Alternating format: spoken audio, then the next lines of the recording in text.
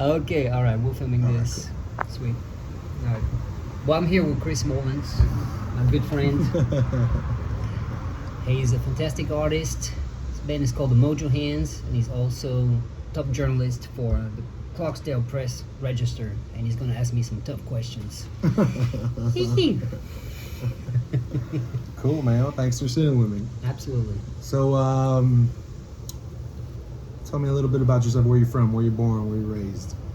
So I was born and raised in the south of France, in a town called Nîmes, and I grew up, in France as a French kid, but also influenced by all things American. Music, television, movies, sports.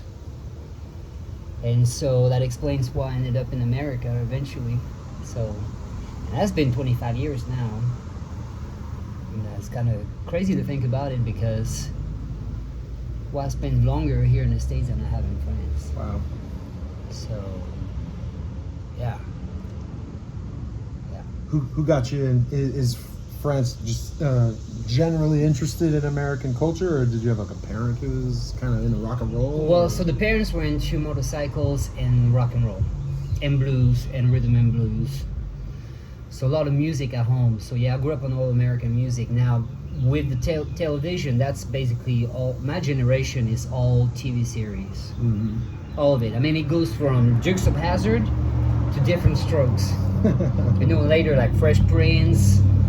Like I've seen. I watched from Streets of San Francisco to the Cosby Show. It was just it's all. They fed us all of it. Yeah. So you of course you kind of identify to the American culture, and so that's my generation.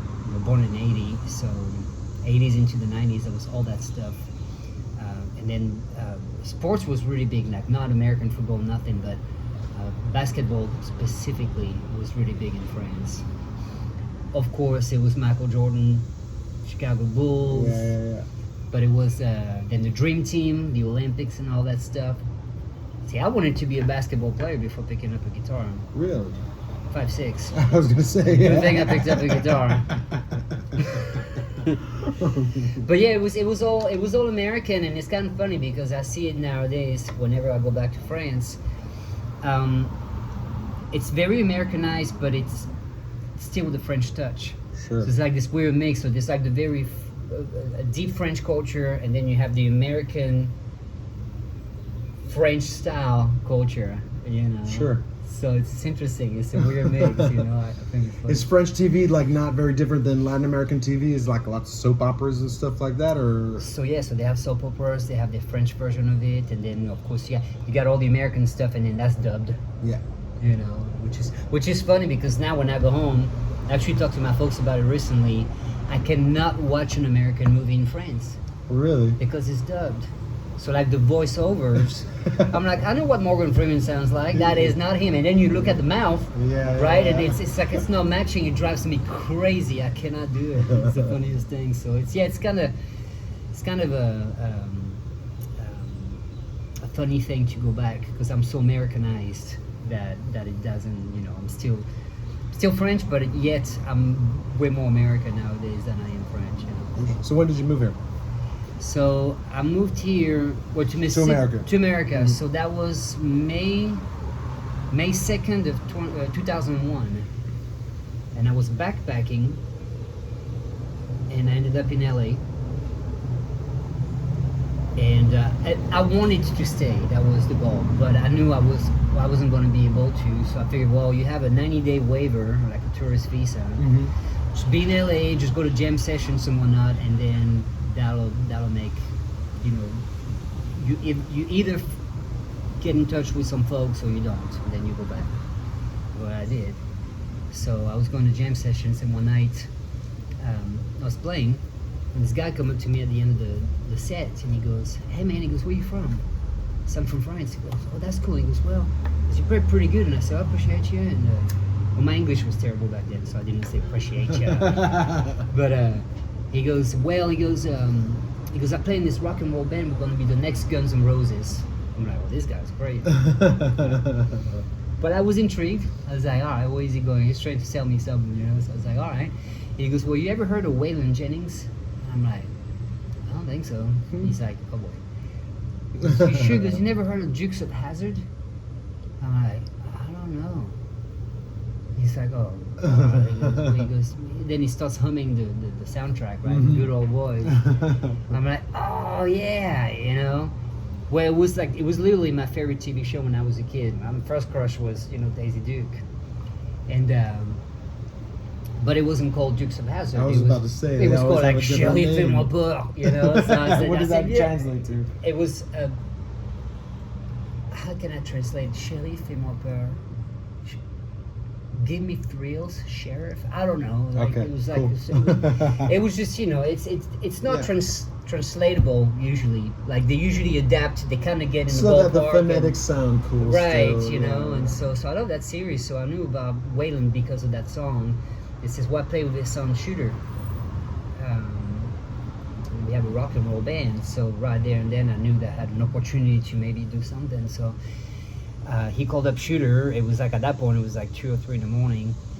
He came out and went over to the rehearsal space and basically auditioned for them that night. And Shooter didn't say much. He was like, well, where are you staying? And I said, well, I'm staying in this hostel. It's on top of this liquor store on Hollywood Boulevard. And he's like, no. He goes, let's go get your bag. You got the gig. You're moving in. Wow. So we did that. And the next day I got up and everybody's hungover. And I told Shooter, I said, well, I want to do it, but I need a work visa because I'm not from here. They're like, oh, we know. And so he said, well, I'll call my parents. And so he called Waylon and Jesse. Jesse called her mom. And then he said, well, we want to meet this French guy. So we drove on down to Arizona where they lived and spent the weekend. And they loved me. I loved them back. And they said, all right, we'll sponsor you. And that was it. Wow. So that kick-started my whole thing. And then after a couple of years playing with Shooter, he went on to do his solo career. And so I was without a gig. But they made a promise to my parents, because my parents and Shooter's parents, they had a correspondence, letter correspondence, and that, you know, they'll be looking after me. So Waylon had passed away in 2002, but they still sponsored me. So I was sponsored throughout the years, no matter who I played for or afterwards. I was sponsored by Waylon Jennings, which looks good for immigration, you know. It's like, that's crazy. You know. So forgive my confusion. Was Shooter like Waylon's son or something? Yeah. Oh, okay. Yeah. I missed that. Yeah. Part. He's the only son of Waylon and Jesse Coulter. Wow, how cool is that? So he's got a bunch of half brothers and sisters, you know. Half Hey. brothers and sisters. He's like the only child of that, you know, the country royalty couple, you know, and so that kick-started things. But what's interesting about it in hindsight is that music, yes, always, you know, like you are, we love music, but we do other things too. Well, I fell in love with America itself and the road and everything. Yeah. So yes, music was my passion, but also music was a means of communication and a means of maybe staying, because I just love the country itself. I just wanted to be on the road. What appealed to you about America specifically? I know you were immersed in the arts, but It's the craziest country in the history of the world, at least the modern world, is the Rome of our time. sure, So, you know, I could agree when with in that. Rome. And so I just love the thrill. I just love the thrill of possibilities, obviously, because, you know, I got there with nothing and I was making something happen. Yeah, and then the American people, you know, people that I met on the road that were curious. Oh, you're from France? That's awesome. Well, show what you got. It was always that. It was, well, show what you got. And then when you play good, they're like, all right, you're in, you know. So What's it like playing in France? it's cool too, but it seems limited. And also for me, because I wanted to play American music, I wasn't going to be in a band that sings in French. Yeah. You know, it just didn't and you know, maybe it was too small for me. I hate to say this, but I think it was just too small for me, unless I went to Paris. But it would have been too Parisian? too Parisian. Yeah, no, you're right. It would have been too Parisian. Would have been too restrictive. Because I would have been an actor. I would have been pretending to be a American rock and roll, American blues. I said, well, you got to go where that music is born. Yeah. So I picked LA because LA seemed Well, you know, music-wise, yeah. Well, Guns N' Roses, and then with the Doors, and you know, it's a big, you know. It's sort of known across the country as being like the spot you might make it. Yeah, and then Yeah. I felt, you know, everybody's from somewhere in LA, so you can be from Arkansas, Missouri, small town. You want to be an actor or musician. So if you say you're from the south of France, it would have not been so out of place. Yeah. You know, so it worked out. It was a good call. It worked out.